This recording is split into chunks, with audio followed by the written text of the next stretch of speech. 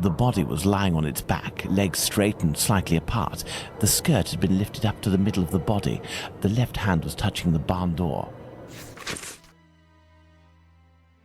The body was still warm. Let's reread the preliminary report for the details on the wounds inflicted upon this poor woman.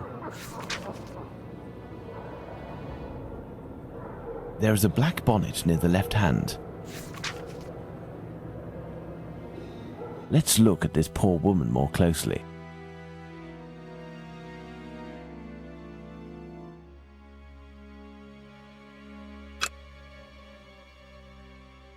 A small pool of blood, 6 inches in diameter. The throat was slit from left to right. There are 2 incisions.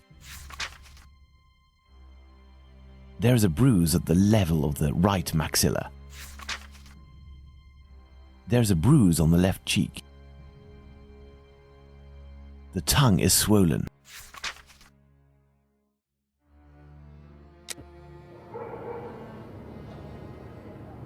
No marks on the ground. The ground is muddy. No signs of blood.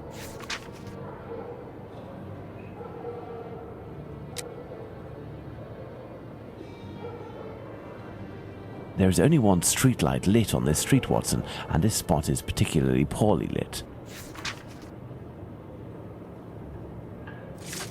This spot is deserted, Holmes.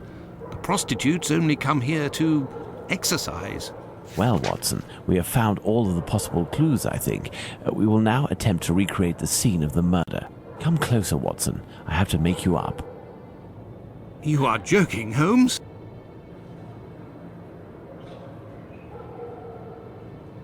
I feel ridiculous, Holmes. Now, Watson, come and stand here in front of me. You shall play the role of the poor woman and I shall play that of the murderer. Let's try to reconstruct the facts to ensure the final result corresponds indisputably to the way that Polly Nichols was killed.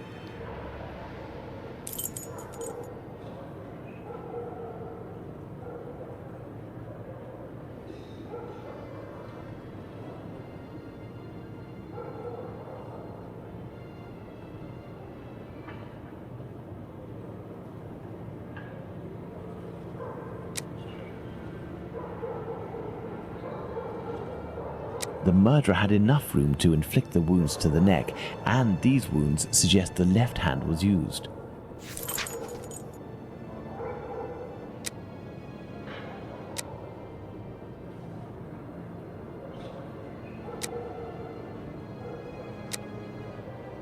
Yes, it's quite possible the events occurred like this.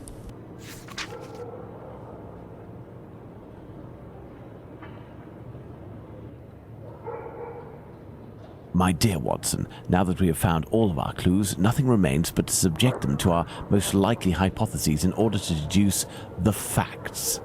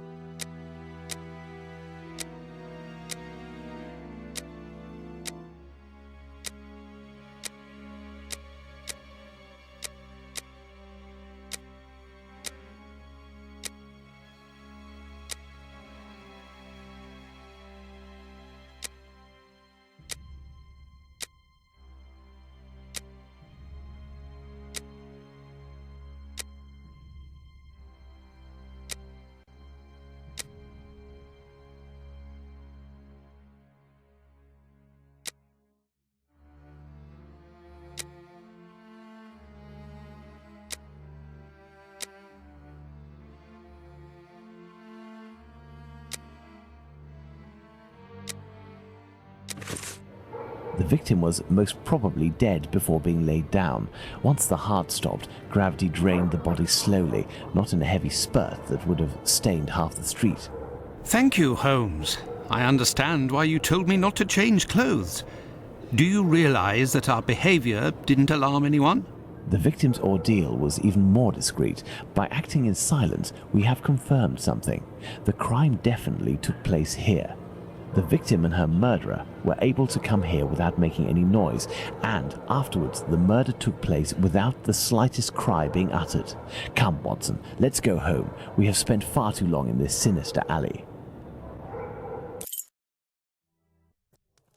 And so, my dear Watson, the day and night which we passed in Whitechapel were enlightening, weren't they?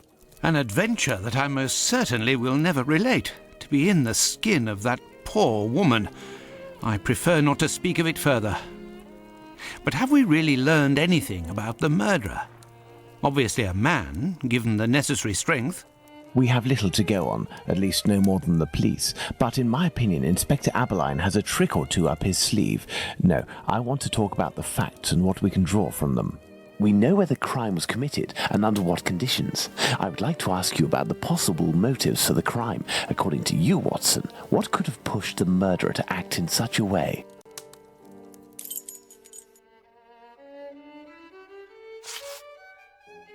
Revenge, Holmes? Revenge could be a possible motive, but with one small reservation.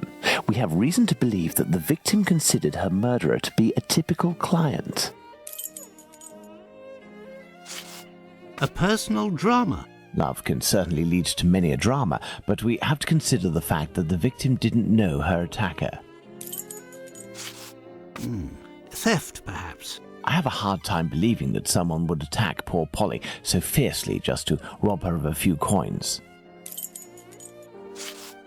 Homicidal insanity, Holmes. It is indubitable that the man who did this to Polly Nichols is not of his full senses.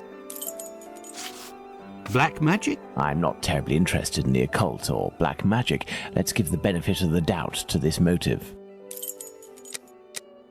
Elementary. Very well, Watson. I think that we've exhausted the topic. Take a rest and we'll speak again later. Ah, it would seem that the investigation is advancing, Holmes. Yesterday's Star said that a suspect is in the hands of the police, a man with a rather sinister reputation.